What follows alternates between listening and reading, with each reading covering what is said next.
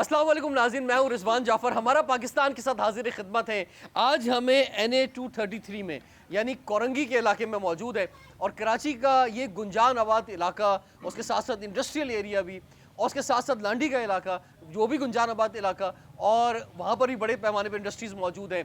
इस इलाके के बेनता मसाइल हैं, लेकिन हमारे साथ आज है मुत्तहिदा कौमी मूवमेंट पाकिस्तान और MQM पाकिस्तान से हम ना सिर्फ इस हल्के के हवाले से बात करेंगे बल्कि हम जो है ओवरऑल बात करेंगे कि मुत्तहिदा कौमी मूवमेंट क्या वफाक में हुकूमत में आ सकती है, सूबे में हुकूमत में आ सकती है, कितने इनके जो है वो NA से सीटें निकल सकती हैं, कितनी PS की। और हमारे साथ इस वक्त NA 233 के कैंडिडेट मौजूद हैं, हमारे साथ इस वक्त NA 234 के कैंडिडेट मौजूद हैं, हमारे साथ PS 94, PS 92 और PS 93 के कैंडिडेट मौजूद हैं। आप सबको खुशामदीद कहते हैं। जावेद हनीफ साहब जो है, बड़ा तजुर्बा है इनका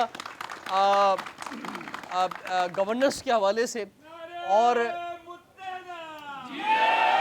इस इलाके से पहले आप जो है वो PS का जो इलेक्शन है वो जीत चुके हैं। तो इस दफ़ा क्या लग रहा है जावेद हनीफ साहब कि इस दफ़ा भी PS में भी और ख़ास तौर पे NA के अंदर जो है MQM पाकिस्तान को कामयाबी मिलने वाली है? देखिए, कामयाब तो हम लास्ट टाइम भी हुए थे। उस ज़माने में हमारी सीटें जो हमसे छीन ली गई थी बाय डिज़ाइन। इस मरतबा हम कोई सीट भी किसी की नहीं छोड़ेंगे इंशाल्लाह। तमाम सीटें जीतेंगे, NA की हों या PS की हों, तमाम सीटें इंशाल्लाह जीतेंगे। हमारे साथ NA 234 से मुइन आमिर पीरज़ादा साहब मौजूद हैं जो कि कैंडिडेट हैं यहाँ पे, और इससे पहले भी आप MPA रहे हैं। लोग क्यों वोट देंगे मुइन साहब आपको, मतलब क्या वजह है? हाँ, क्यों ना वोट? क्या लोगों के पास चॉइस ख़त्म हो गई है? इस वक्त कुछ हालात ऐसे बन गए कि सिर्फ और इन इलाकों के लिए ख़ास तौर पे जो है MQM ही शायद एक चॉइस बन के सामने आई है? नहीं, देखें, ऐसी बात नहीं है।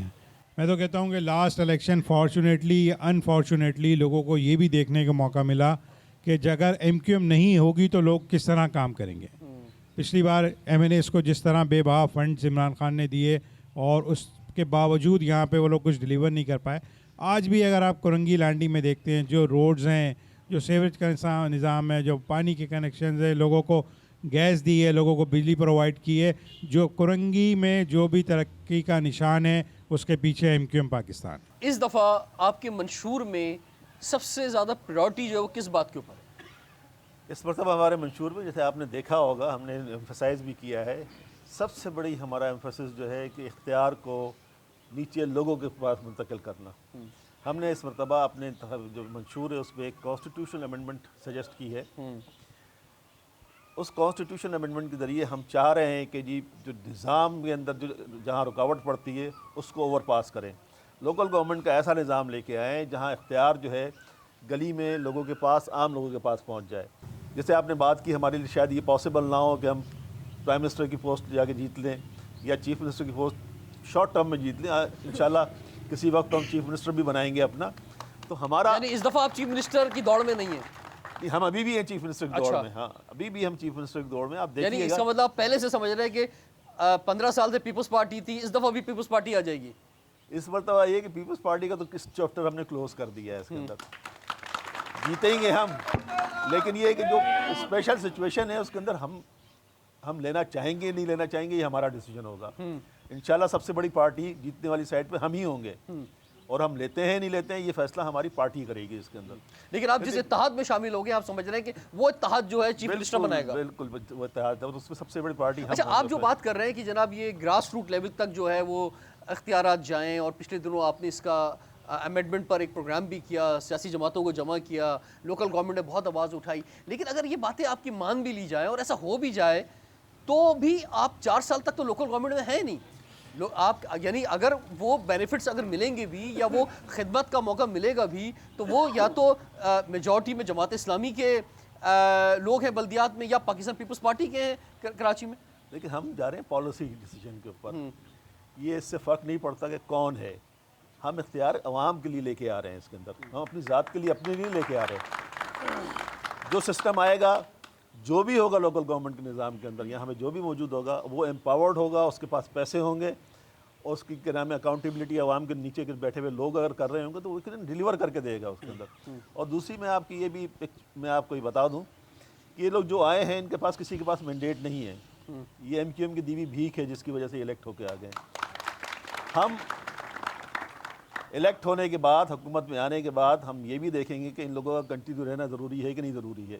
जिन लोगों के पास मैंडेट नहीं है वो क्यों अवाम के सर पे सवार हो सकता है हम इनको ख़त्म अच्छा, कर अब दें। एक तो ये नारा लगा रहे नारे महाजिर का, तो एक वक्त था कि महाजिर के अलावा MQM ने कहा कि जनाब जितनी भी ज़बान बोलने वाले लोग हैं सब मुत्तहिदा कौमी मूवमेंट को वोट देंगे। मुझे नाम पीरज़ादा साहब, तो आप ये फरमाएं कि अब दोबारा बैक टू द पवेलियन हो गई मुत्तहिदा कौमी मूवमेंट।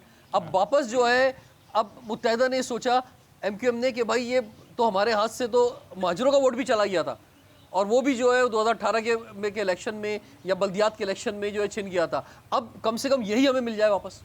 नहीं, देखें, पहले तो दोबारा मैं आपके बात बताऊंगा कि 2018 के जो इलेक्शन में वोट गया वो लोगों ने की मर्ज़ी से हमारे हाथ से नहीं गया, बल्कि किसी और तरीके से गया।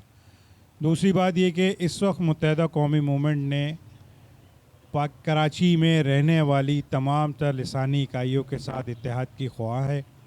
हम चाहते हैं कि यहाँ बसने वाले मुस्तकिल बाशिंदे, चाहे वो किसी भी कौम से, किसी भी मज़हब से, किसी भी लिसान से वो ताल्लुक़ रखते हों, वो मुत्तहिदा कौमी मूवमेंट में शामिल हों, इसकी बागडोर संभालें। इसकी राब्ता कमेटी में वो लोग मौजूद हैं।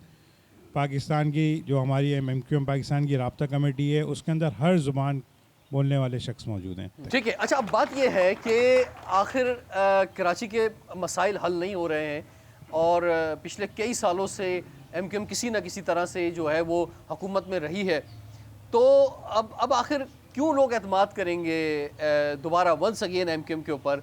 क्योंकि अभी भी कुछ पोजीशन अवामी सतह पे नज़र आ रही है कि ज़्यादा से ज़्यादा ये होगा कि वफाक में 2 मिनिस्टर बन जाएंगे, सूबे में अपोजिशन लीडर बन जाएगा, बल्दियात वैसी MQM के हाथ से जा चुकी है, तो ये तो सब पहले भी होता रहा है।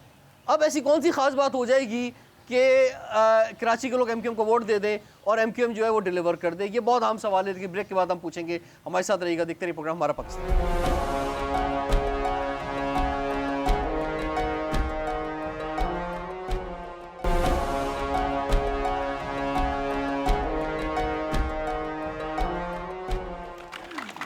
Welcome back. हमारा पाकिस्तान के साथ हाजिर खिदमत है। आज का शो खास तौर पर MQM पाकिस्तान के साथ है। इस वक्त हमें कोरंगी के इलाके में NA 233 में, और NA 233 और इसका पड़ोसी जो है NA 234, दोनों के NA के कैंडिडेट हमारे साथ मौजूद हैं। PS के कैंडिडेट इस इलाके से जो हमारे साथ मौजूद हैं। जावेद अनीस साहब, फरमाइए, लोग क्यों वोट दें MQM पाकिस्तान को? क्योंकि ये तो ऐसा महसूस हो रहा है कहानी दोबारा दोहराई जा रही है अवामी सतह पे। देखें, ये आपकी परसेप्शन ये है। विफाक में वही ज़्यादा 2 या 3 आपके मिनिस्टर बन जाएंगे, सूबे में ज़्यादा अपोजिशन लीडर बन जाएगा, बल्दियात वैसे ही आपके हाथ से जा चुकी है।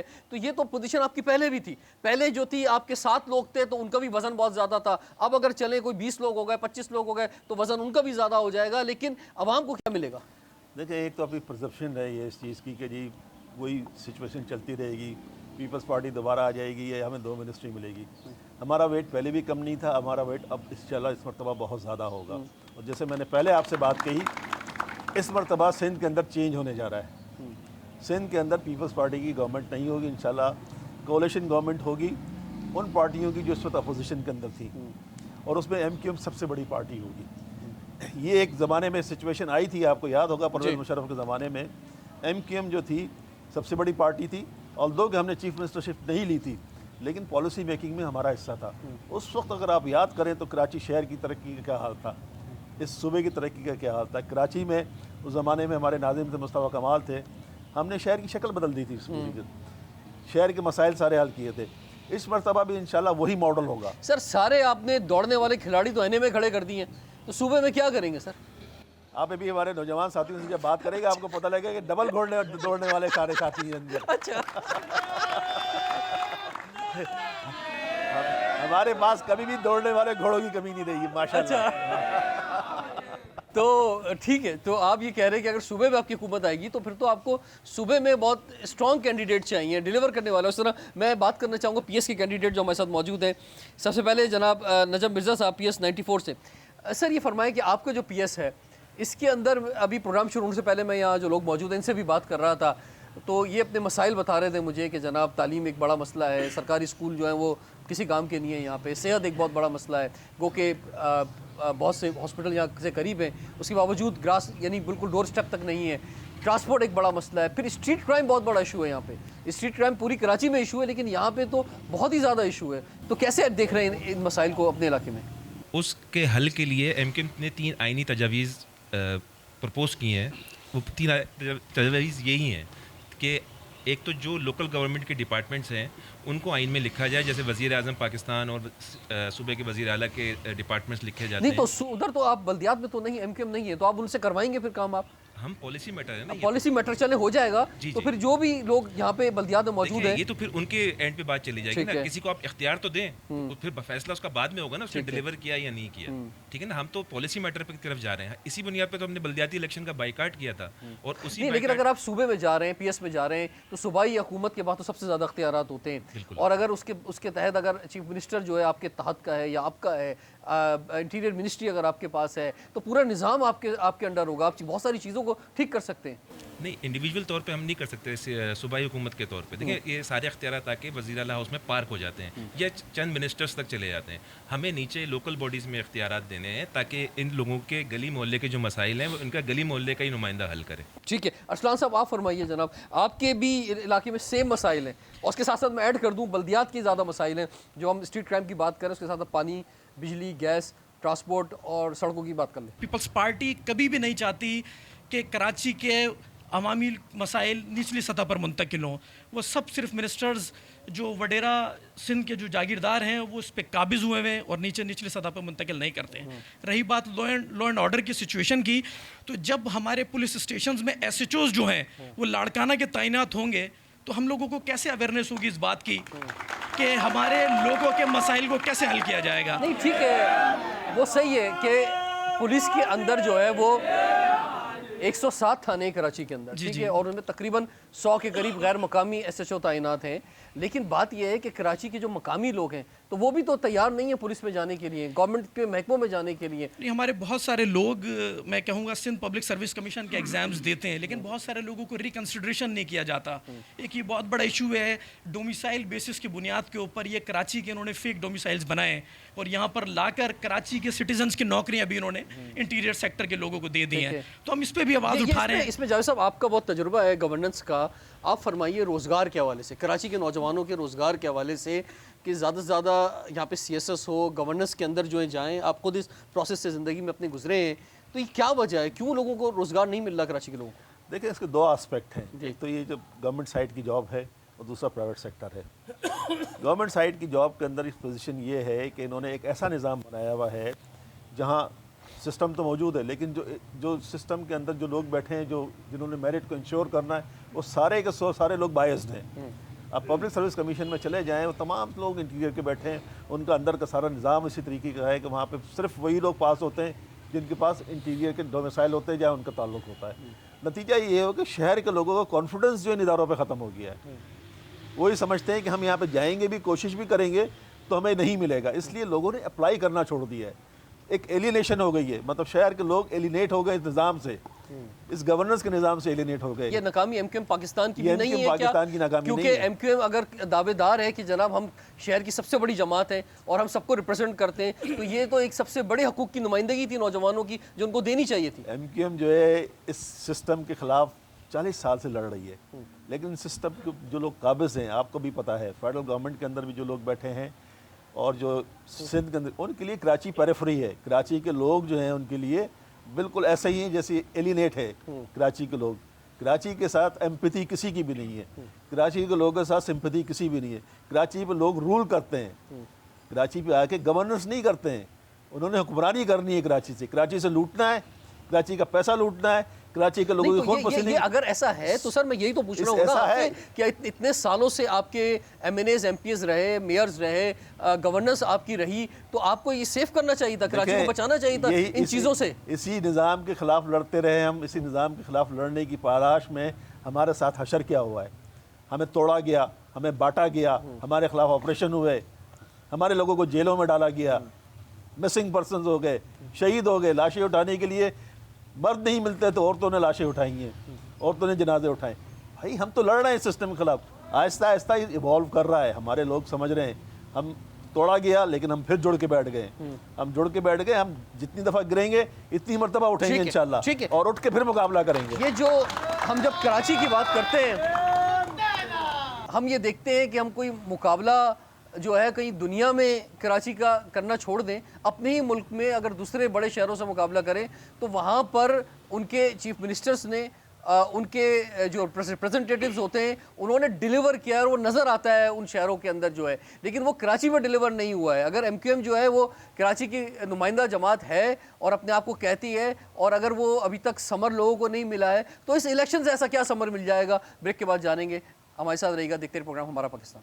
ये बात आपकी दुरुस्त है, एक रीजनल पार्टी है, हम फेडरल गवर्नमेंट नहीं बना सकते, लेकिन हमारी इस नहीं बनती आपके वोटों से ही है, मगर फेडरल गवर्नमेंट हमारे वोटों से वो गिरती भी है।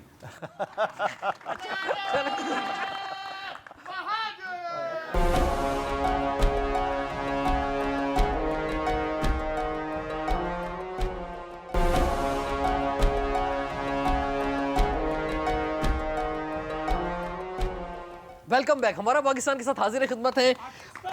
आज हम हैं NA 233 में और कोरंगी का इलाका है, गुंजानाबाद इलाका है, और यहाँ से PS के कैंडिडेट हैं PS 93 से यासिर सिद्दीकी, डॉक्टर यासिर सिद्दीकी। यासिर साहब फरमाइए, जो जिस जगह पे कराची को होना चाहिए था आज, और उस पर बहुत से लोग जब हम कराची से बाहर जाते हैं तो वो जिम्मेदारी MQM पे भी डालते हैं कि जनाब वहाँ की नुमाइंदा जमात तो MQM है, उसको डिलीवर करना चाहिए था, कराची को बनाना चाहिए था, लेकिन MQM ने कराची को नहीं बनाया। बिस्मिल्लाहिर्रहमानिर्रहीम।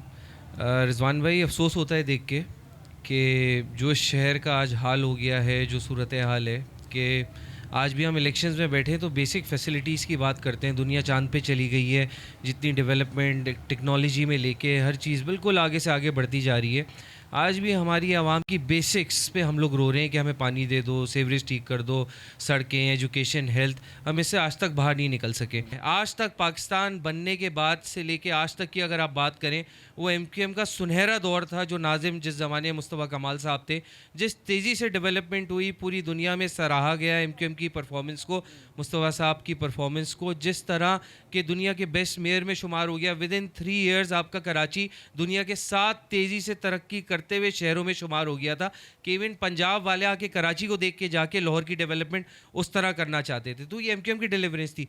जब MQM को मौका मिला, पावर मिली, MQM ने डिलीवर करके दिखाया, और वो दौर है 15 साल से, उसके बाद से पीपल्स पार्टी आज काबिज है, इंशाल्लाह उससे बेहतर दौर लाके देंगे। आमिर पीरज़ादा साहब, बात ये है कि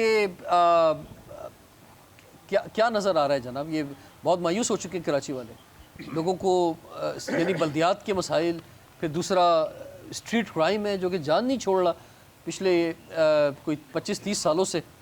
तो कैसे मतलब किस उम्मीद के साथ लोग आपको वोट दें? देखें, यकीनन इस वक्त जो कराची की सूरत हाल है, गुज़िश्ता 15 सालों के अंदर पीपल्स पार्टी ने जो कराची के साथ किया है, बिलखुसूस लॉ एंड ऑर्डर की सिचुएशन में, स्ट्रीट क्राइम जिस तरह बढ़ा है, अब तो होता ये है कि SHOs के साथ ही ये चोरी डकैतों की टीम भी साथ चल रही होती है। तो हमने इस सब चीज़ों का सद्देबाब करना है, और इंशाअल्लाह ताला जो डेवलपमेंट के हवाले से पीपल्स पार्टी एक इफ़रीत, एक आसेब बन के कराची में छाई हुई है, इसको हम तोड़ेंगे। और ये जो बुनियादी तौर पे जो 3 MQM की बल्दियाती कवानीन के हवाले से आइनी तरामीम है ना, ये सिर्फ कराची के लिए नहीं है, ये पूरे पाकिस्तान के लोगों के लिए है। ये पूरे पाकिस्तान के लोगों को उनका इख्तियार उनकी दहलीज पे पहुंचाने की कोशिश है। ठीक है। हम कुछ यहाँ पे सामने जो लोग बैठे हुए हैं, MQM पाकिस्तान के सपोर्टर्स भी हैं, यहाँ पे वोटर्स भी हैं, तो आपके नज़दीक क्या इस वक्त बड़ा मसला है, क्या तवक्कुआत रखते हैं MQM से? जी, 15 साल से हम जो है हमारे इलाकों में कोई काम नहीं हुआ। हम UCO पे, हम DCO के पास, हम कमिश्नर के पास, सबके पास गए, किसी ने काम नहीं कराया। और अब हमें नहीं पता, ये अल्लाह बेहतर जानता है कि MQM पाकिस्तान को क्यों हरवाया गया 2018 में। हम दिलचस्पी रखते हैं बिल्कुल MQM पाकिस्तान से भी और सियासत से भी।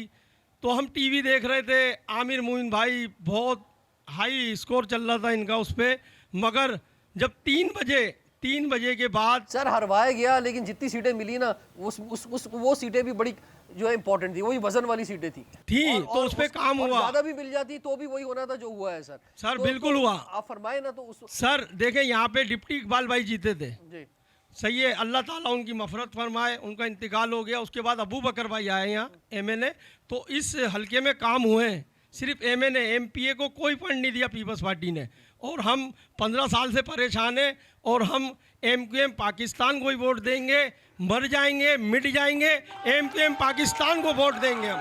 ठीक है, क्योंकि हमने देख लिया आगे माइक देंगे। कोई सियासी जमात कोई ठीक है, पार्टी ठीक है, काम नहीं करती। और लोगों को मौका दे। भाई जरा मसले बताएं ना, यहाँ पे आप क्या समझते हैं, कौन सा बड़ा मसला है जो आप समझते हैं कि एमकेएम पाकिस्तान हल कर सकती है आपके लिए, इलेक्शन में अगर जीत के आती है तो? जी, एमकेएम पाकिस्तान ही यहाँ के मसले मसाइल हल करती है। जैसा अभी आपने देखा कि एमकेएम ने बायकॉट की तरफ गए थे, बायकॉट किया था, लेकिन उसके बाद जो 200-250 वोट लेके हमारे ऊपर जो चेयरमैन मुसल्लत किए गए हैं, आज उनको खुद भी नहीं पता कि वो चेयरमैन है। आप जाके अवाम के दरमियान में जाके उनसे पूछें तो गलियों की हालत बिल्कुल खस्ता हाल है। ये वही काम है जो एमकेएम ने अपने दौर में करवाए हैं। और आपने कहा कि ये महाजिर नारा आप लगाते हैं, तो मैं क्रिश्चियन हूँ और मैं बड़े फ़ख्र से जिए महाजिर का नारा लगाता हूँ।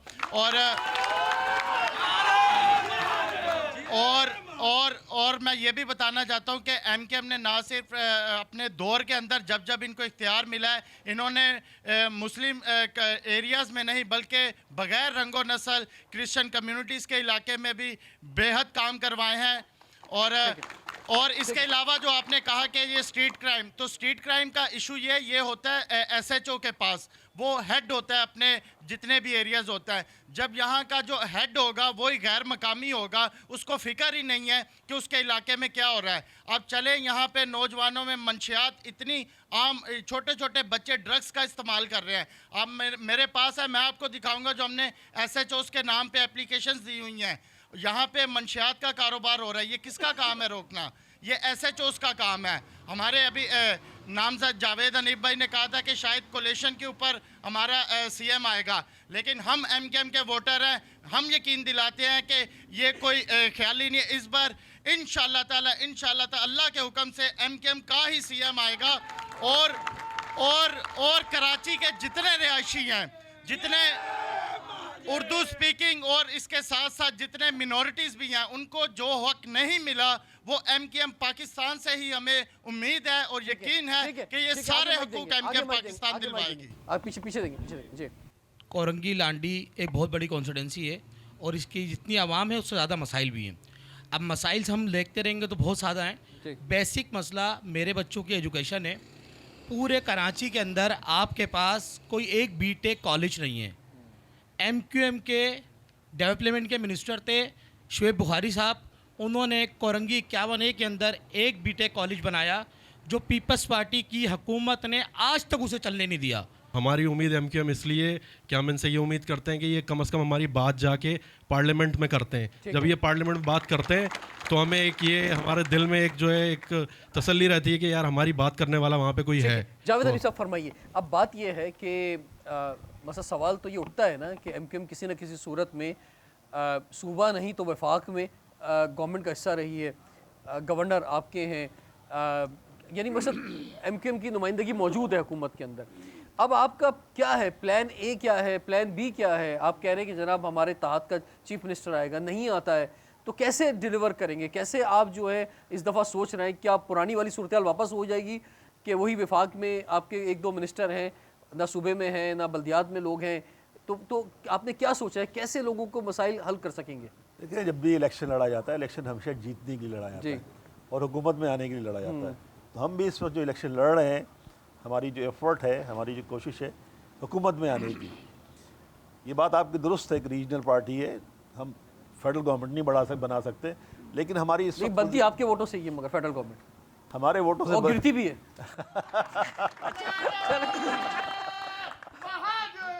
तो यार इतनी एमकेएम की चाहे कम सीटें हो, 7 ही सीटें क्यों ना हो, लेकिन वो बहुत अहम हो जाती हैं। तो लेकिन वो अहम आवाम के लिए होनी चाहिए ना। आपके सवाल का जवाब जो है इसी के अंदर है। अगर आप जो है वो कह रहे हैं कि जनाब आपकी चंद सीटें भी बहुत अहम होती हैं, तो भाई वो अवाम को उसका बेनिफिट मिलना चाहिए ना, उस ताकत का, उन चंद सीटों की ताकत का। कराची के लोगों को, हैदराबाद के लोगों को, जहाँ आपका वोट बैंक है, उनको रिजल्ट मिलना चाहिए। देखिए, आपके सवाल का जवाब भी इसी चीज़ के अंदर है। ये जो लिवरेज है हमारे पास, इसको हमने पहले भी इस्तेमाल करने की कोशिश की। हमने क्यों PTI को छोड़ा, या हम नवाज लीग को क्यों छोड़ के बाहर आए जब गवर्नमेंट में थे? बात ये कि हर दफ़ा जब हम इनके पास जाते हैं तो जितना बड़ा हमारा मुआहदा होता है, अगर आपने पढ़े हैं वो मुआहदे, तो उन मुआहदों में हम कराची की आवाम की बात करते हैं। सर सब साइन कर रहे होते हैं, सब साइन करते हैं, लेकिन वो ग्राउंड में नहीं आ पाता ना, वो अमल नहीं हो पाता। सुन लेना, बात ये कि हम जूनियर पार्टनर होते हैं उसके अंदर। जी, सबसे बड़ा इशू इसके अंदर ये है कि हम इस पोजीशन में नहीं होते। देखिए, गवर्नमेंट को गिराना और उस गवर्नमेंट को बनाना जो होता है वो एक्सट्रीम अमल होता है। असल चीज़ ये होती है सिस्टम के अंदर रहते हुए लोगों के मसाइल हल किए जाएं। हम रोज़ गवर्नमेंट कराते रहे, क्या फ़ायदा होगा? कोई फ़ायदा नहीं होगा उसका। रोज़ गवर्नमेंट बना ले, कोई फ़ायदा नहीं होगा। जब तक हम सिस्टम के अंदर इंट्रेंच नहीं होंगे, सिस्टम के अंदर रहते हुए मसाइल को हल करने की बात नहीं करेंगे। जैसे कि इस मरतबा अगर आप देखें 16 महीने की जो गवर्नमेंट आई थी, इसके अंदर हमने काफ़ी हद तक कराची के मसाइल को, और कराची का सबसे बड़ा मसला क्या था, कराची के लोगों को काउंट नहीं किया जाता था। देखिए ताकत कहाँ से आती है? वोट की ताकत से होती है। अगर आप वोट ही कम कर देंगे तो आपके पास कैसे आएगी? इस मरतबा क्योंकि हम गवर्नमेंट के साथ थे, हमने सेंसस को ठीक कराया। उस सेंसस को ठीक कराने की वजह से कराची की 73 लाख की आबादी बढ़ गई। उसके नतीजे में एक नेशनल असम्बली की सीट बढ़ी, 3 सूबाई असम्बली, मतलब हमारा क्लाउड बढ़ गया। तो होता ये है कि जब कंड्यूसिव इन्वायरमेंट होती है, हमारी एफर्ट तो 100% ये होती है कि जनाब हम हर चीज़ जो हासिल कर सकें कराची के लिए, लेकिन जो गिवन कंडीशन होती है जितना एफर्ट कर सकते हैं करके। ठीक है, अब जरा वेरी क्विक जल्दी मुझे बता दें कि जनाब क्या स्ट्रेटजी है? आमिर मोइन पीरज़ादा साहब, लोग निकलेंगे, कितने % टर्नआउट आप देख रहे हैं? नहीं, इंशाल्लाह ताला मैं 60% से ज़्यादा टर्नआउट देख रहा हूँ, और उसमें 50% जो होगा, मतलब 60% का 50% नहीं, एक्चुअल जो 50% टर्नआउट होगा वो MQM का होगा, और हमारे लोग निकलेंगे वोट डालेंगे। आप फरमाएं, क्योंकि मजहबी जमातें भी हैं और इंडिविजुअल कैंडिडेट भी हैं। बहुत सारे लोग हैं ऐसे कि जो PTI से नहीं है लेकिन इंतखाबी निशान के पास मौजूद है, और अवामी सतह पे वो दावा कर रहे हैं कि जनाब उनके पास एक बड़ी जो है वोट बैंक मौजूद है। तो पहली बात तो ये है कि लोग निकलें, वोट डालें।